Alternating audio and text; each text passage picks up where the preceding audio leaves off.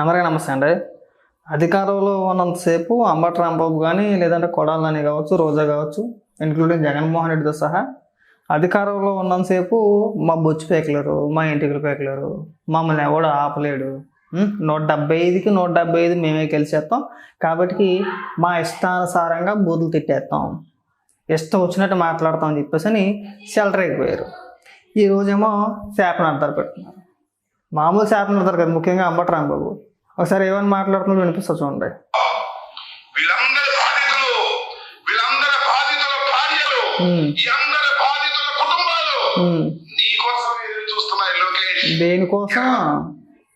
దేనికోసం అయ్యా? ఎవరా బాధితులు? బోరిగడ్డ నీలుగడ, అవ్వార రవీందర్ రెడ్డి గడ, లేదంటే ఇంటూరు రవికిరణ, లేదంటే పోసాని గడ, లేదంటే వల్లభనేని వంశీయ? ఎవరా బాధితుల భార్యలు అని అడుగుతున్నావు. వాళ్ళకి సిగ్గు ఉండాలి, నీకు సిగ్గు ఉండాలి.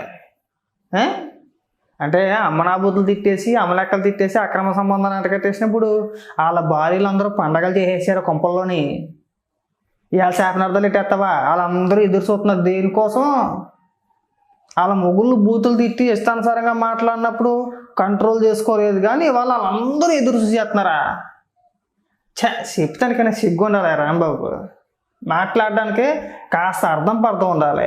అదే బోరిగడ్డ నీలుగడు నిన్ను కానీ, నీ కూతుర్ని ఉద్దేశించి, లేదంటే నీ భార్యని ఉద్దేశించి, పవన్ కళ్యాణ్ గారిని ఉద్దేశించి, వాళ్ళ కుటుంబ సభ్యులను ఉద్దేశించి ఏ విధంగా అయితే మాట్లాడాడో అదే విధంగా నీ కుటుంబ సభ్యుల్ని కావచ్చు, లేదంటే నీ కూతుర్ని కావచ్చు, వాళ్ళని ఉద్దేశించి మాట్లాడితే నీకు ఎలా ఉంటుంది? నువ్వు వెనకేసుకొస్తావా? పవన్ కళ్యాణ్ గారి కూతుర్లో చిన్న చిన్న పిల్లలు వాళ్ళు ఉద్దేశించి బయటికి తీసుకొచ్చి అనకూడదు, కానీ అలాంటి మాటలు మాట్లాడాడు అని నీ కూతురునంటే నువ్వు ఊరుకుంటావా? అంటే నీ ఇంట్లో ఉన్న మహిళలు మాత్రమే మహిళలా? మిగిలిన వాళ్ళు కాదా? పోసాని గారు కూడా అంతే. నీకు కూతురు ఉంది, పెద్దదవుద్ది, నేను ఇంకా బతికే ఉంటా, నీకు రక్త కన్నీరు చూపిస్తాను. దాని అర్థం ఏంటి? ఇప్పుడు ఎవడన్నా నీ కూతుర్ని ఎవడన్నా అలా అనడానికో మొన్న వెళ్ళి కేసు ఎట్టేసో, మొన్న ఎవరో ట్రోల్ చేశారని చెప్పేసి అని పోలీస్ స్టేషన్లోకి వెళ్ళి పెద్ద అడవిడి చేసావు. అంటే నా కూతుర్లో మహిళలు, ఇంకెవరో మహిళలు కాదన్నట్టు ఎదవలు పనికి మాకు సొల్లు డైలాగులు మళ్ళీ ఇక్కడికి వచ్చి. నిజంగా వాళ్ళ ఇంట్లో ఉన్న భార్యలు ఎవరైతే ఉన్నారో అనకూడదేమో, కానీ వాళ్ళని చేసుకుని పాపం చేసుకున్నారంతే. వాళ్ళని పెళ్లి చేసుకుని పాపం మూట కట్టుకున్నారు అంతే. అంతకుమించి మనం ఏం అనలేం దానికి. ఇంకా మాట్లాడు.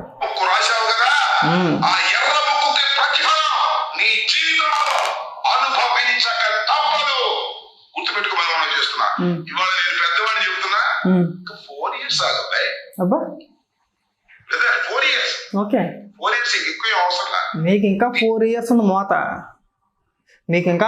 ఇంకా 4 years ఉంది. ఆ తర్వాత సంగతి దేవుడు ఎరుగు. ఈలోపు మీకు వడ్డించాల్సిన వాయినాలన్నీ వడ్డించేస్తారండి. ఇప్పుడు మీరు గతంలో రెచ్చిపోయారు కదా, దానికి ప్రతిఫలం అన్నమాట ఇదంతా కూడా.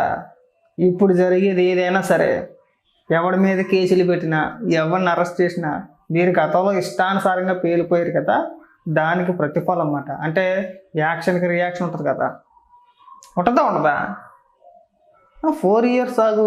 ఏంటి పీకేది బొచ్చు? 4 ఏళ్ళ తర్వాత నువ్వు నువ్వు పీకేది 4 ఏళ్ళ తర్వాత, 4 ఏళ్ళు ఆగిన తర్వాత ఏంటి పరిస్థితి? ఈ 4 ఏళ్ల లోపు నిన్ను నువ్వు కాపాడుకుంటే గొప్పే. నీ కోట లేదు అని చెప్పి అనుకో, మాకు నీ కోట కూడా ఉంది. పేలిపోవద్దు, అనవసరంగా రాలిపోవద్దు. నువ్వేమి తక్కువ మాటలు మాట్లాడలేదు. 4 ఏళ్ళు ఉంది, 4 ఏళ్ళలో నేను చెక్ అయిపోతా నన్ను అడుగు. నీకు టైం దగ్గరకు వచ్చింది, అప్పుడే అయిపోయిందా? ఈ రోజు అయిపోయేదేనా? ఇంకా మనం 4 ఏళ్ళు మనం మాట్లాడాలి. ఇంకా ప్రజాక్షేత్రంలో మనం 4 ఏళ్ళు పోరాటాలు చేయాలి. గుర్తుపెట్టుకొని మాట్లాడు బాగా.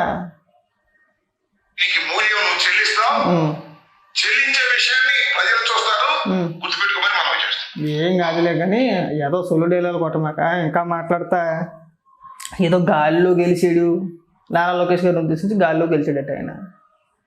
నువ్వు ఏదో 100 సార్లు ఎమ్మెల్యే ఏంటి? ఎప్పుడో మేము పుట్టక ముందు 1989లో ఎమ్మెల్యే అయ్యాడండి. మళ్ళీ ఎమ్మెల్యేగా గెలవడానికి 3 దశాబ్దాలు పట్టింది, అంటే 30 ఏళ్ళు పట్టింది. మళ్ళీ 89లో గెలిచాడు.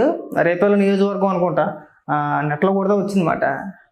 ఎప్పుడో 1989లో మేము పుట్టక ముందు గెలిచాడు ఎమ్మెల్యేగా రేపల్లి నియోజకవర్గం నుంచి. మళ్ళీ మొన్న 2019లో గెలిచాడు. 30 ఏళ్ళు పట్టింది, మళ్ళీ గెలవడానికి 30 ఏళ్ళు పట్టింది. నువ్వు కూడా మాట్లాడకూడవే. నువ్వు ఏదో వరుసగా ఒక 5 సార్లు 6 సార్లు లేదంటే ఓటమంటూ ఎరగని నాయకుడురా అని చెప్పుకోవడానికి కూడా లేదు కదా, ఉందా? ఈ ఏదో పాఠాలన్నీ మన ప్రభుత్వంలో అంటే జగన్మోహన్ రెడ్డి ముఖ్యమంత్రిగా ఉన్నప్పుడు జగన్మోహన్ రెడ్డికి చెప్పుంటే బ్రహ్మాండంగా ఉండేది.